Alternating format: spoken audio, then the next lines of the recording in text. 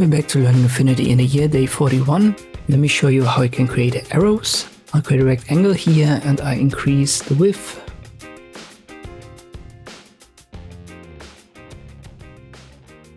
And if I open the stroke settings now, you can see start and end are not grayed out anymore. And we can use that to adjust the start and end design of our path. So in this case, the stroke outline of the rectangle.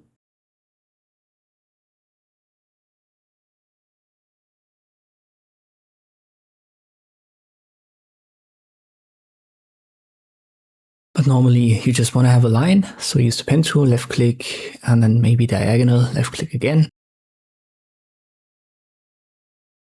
We open the stroke settings yet again, and here you can see it already has this typical arrow design.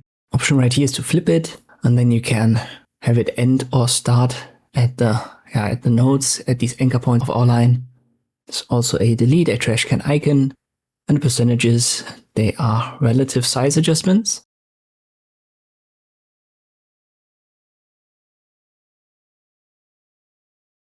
You can also connect it so that start and end point get resized at the same time. But keep in mind the width also plays a role. You can see that if I make that bigger, it also makes our start and end designs bigger.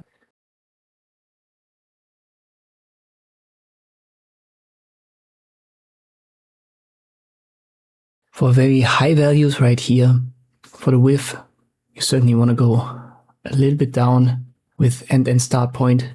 And if you go down very far with the thickness, let's say to 4 points, you certainly want to go higher than 100%.